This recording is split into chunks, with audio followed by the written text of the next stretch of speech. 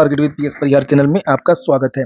सुबह की इस वीडियो में ऐसी सूचनाएं होती हैं जो विभिन्न समाचार पत्रों पर छपी होती हैं और विद्यार्थियों के लिए आवश्यक होती हैं। तो आइए शुरू करते हैं और देख लेते हैं कि आज के समाचार पत्रों में विद्यार्थी जीवन से संबंधित कौन-कौन सी सूचनाएं हैं। आगे बढ़ने से पहले एक सूचना उन विद्यार्थियों के लिए जो विद्यार्थी यूपी ट्रिपल एससी पीईटी के लिए तैयारी कर रहे हैं। वे सभी अभ्यर्थी किरण पब्लिकेशन यानी कि किरण इंस्टीट्यूट ऑफ करियर एक्सीलेंस की इस बेस्ट बुक को ले सकते हैं। यूपी ट्रिपल एससी पीईटी की किरण पब्लिकेशन की बहुत सारी पुस्तकें आती हैं, जैसे ये सॉल्व पेपर एक काफी अच्छी पुस्तक है। ये इसमें 63 सेट दिए हुए हैं। लगभग यूपी ट्रिपल एससी की सभी भर्तियां कवर की गई हैं। 8500 से ज्यादा वस्तुनिष्ठ प्रश्न है और इनकी पूरी विस्तृत व्याख्या भी दी गई है। इस पुस्तक की एक और खासियत है कि इसमें सॉल्व पेपर तो है ही, साथ में समान अंग्रेजी का स्टडी मटेरियल और साथ में 1 साल का पूरा करंट अफेयर भी आपको देखने को मिल जाएगा। हिंदी माध्यम और इंग्लिश मीडियम दोनों में ये पुस्तकें उपलब्ध हैं। जैसे ये सॉल्व पेपर देख सकते हैं, हिंदी माध्यम की है, ये इंग्लिश मीडियम में है। इसी तरीके की यूपी ट्रिपल एससी पीईटी का प्रैक्टिस वर्क बुक भी आता है, जिससे आप लोग देख सकते हैं। प्रैक्टिस वर्क बुक में भी पिछले साल का जो पीटी हुआ था उसका पूरा सॉल्व पेपर आपको देखने को मिल जाएगा और यहाँ पर प्रश्नों का स्तर वही रखा गया जिस प्रकार के प्रश्न यूपी ट्रिपल एससी पीईटी में पूछे जाते हैं। किरण पब्लिकेशन चूंकि पुराना पब्लिकेशन, इसलिए आपको इसमें त्रुटियां भी देखने को नहीं मिलेंगी। सभी कापी किताबों की दुकानों में किरण पब्लिकेशंस की ये पुस्तकें आपको मिल जाएंगी और अगर आप लोग ऑनलाइन मंगवाना चाहते हैं तो उसकी लिंक मैंने डिस्क्रिप्शन बॉक्स में दे दिया है, वहां पर जाकर के आप लोग ऑनलाइन भी मंगवा सकते हैं। चलिए बात करते हैं सबसे पहले शिक्षा सेवा चयन आयोग की ही। चूंकि लगातार विद्यार्थी इसके बारे में पूछ रहे थे कि सर शिक्षा सेवा चयन आयोग का गठन कब होगा और टीजीटी पीजीटी की परीक्षाएं कब होंगी। टीजीटी पीजीटी की जो परीक्षाएं हैं, नई भर्तियां हैं, असिस्टेंट प्रोफेसर की भर्ती भी है, विज्ञापन संख्या 51। अभी इसमें देरी लगना तय है, क्योंकि इस बार का जो ड्राफ्ट है आप लोगों ने देखा होगा, इसमें जो किस तरीके से चयन प्रक्रिया होगी इसके बारे में कोई भी जानकारी नहीं दी गई है। वहीं पर अभी आयोग के गठन में भी देरी हो रही है। शिक्षा सेवा चयन आयोग का जो ड्राफ्ट आप लोगों ने कल देखा होगा कि राज्यपाल की स्वीकृति के बाद ड्राफ्ट करके लोग वायरल कर रहे हैं। आप लोगों ने फेसबुक में भी देखा होगा, टेलीग्राम पे भी देखा होगा और ट्विटर पर भी देखा होगा। तो ये जो ड्राफ्ट आप लोगों ने देखा है, ये राज्यपाल से अनुमोदित जो ड्राफ्ट है वो नहीं है।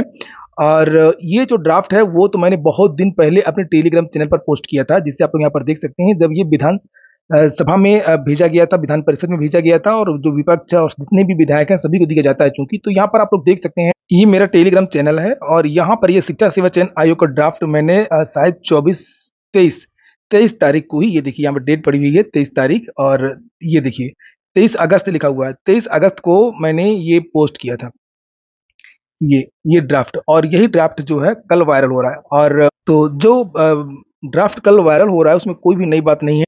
ये देखिए, ये पूरा जो ड्राफ्ट है, ये जो लास्ट वाला है, ये सब यही आपको नए तरीके से देखने को मिल रहा है और उसमें ये पुराना ही ड्राफ्ट है, ये नया नहीं है। तो अभी तक आज सुबह के किसी भी समाचार पत्र में भी इसके बारे में जानकारी नहीं दी गई है कि राज्यपाल ने इसको स्वीकृति प्रदान कर दी है। चलिए दूसरी सूचना है, एक और राज्य से बीएड पीआरटी से बाहर।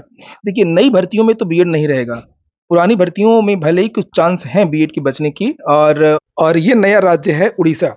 उड़ीसा में शिक्षक भर्ती की प्रक्रिया के बारे में जानकारी दी गई है उड़ीसा की सरकार के द्वारा, जिसमें यहाँ पर देख सकते हैं category first class 1 to 5 teacher के लिए, जिसमें केवल डीएलएड के बारे में कहा गया है और बीएलएड के बारे में कहा गया है, लेकिन बीएड के बारे में कोई भी जानकारी नहीं दी गई है। तो ऐसा तो होना ही था, क्योंकि सुप्रीम कोर्ट ने बाहर कर दिया है नई भर्तियों के लिए। जब तक सरकार या एनसीटी कुछ नहीं कहती है, दोबारा मौका नहीं देती है, तब तक ये बीएड के जो छात्र हैं वो बाहर ही रहेंगे। प्रयागराज में 5 तारीख को विद्यार्थी धरना प्रदर्शन भी कर रहे हैं बीएड के लिए अध्यादेश लाने के लिए।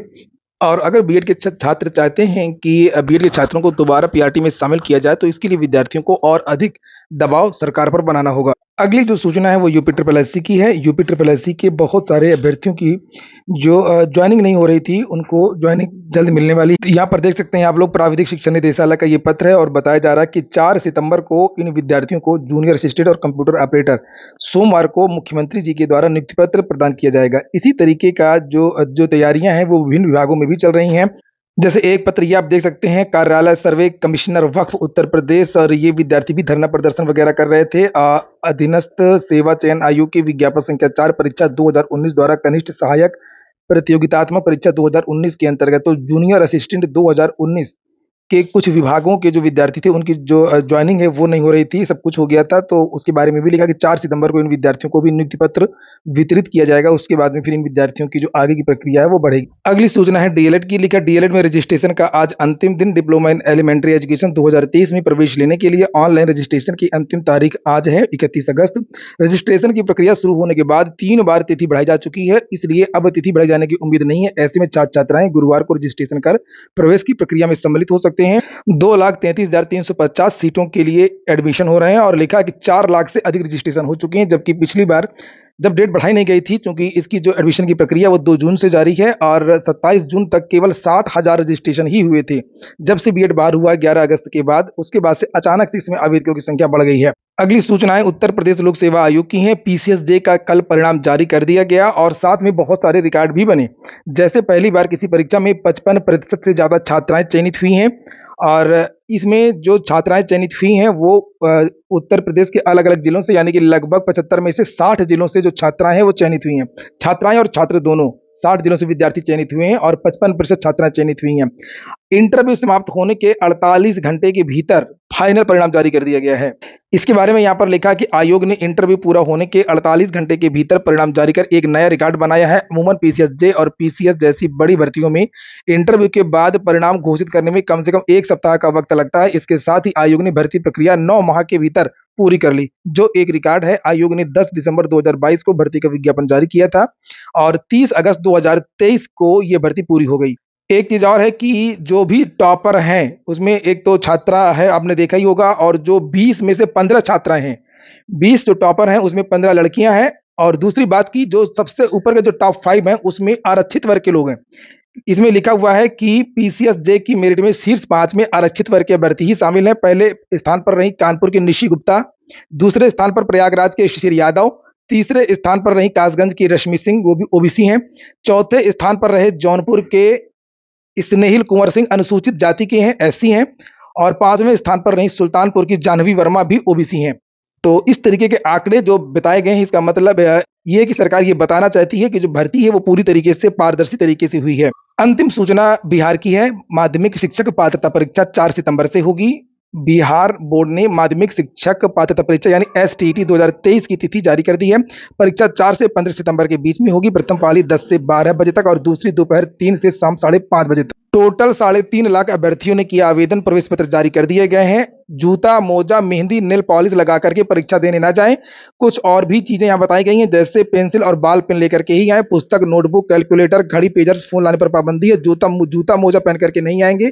प्रवेश पत्र में निर्धारित जगह पर वीक्षक से हस्ताक्षर जरूर करवाएं और जब तक परीक्षा समाप्त न हो गेट से बाहर ना निकले। सभी छात्रों की बायोमेट्रिक हाजिरी भी होगी।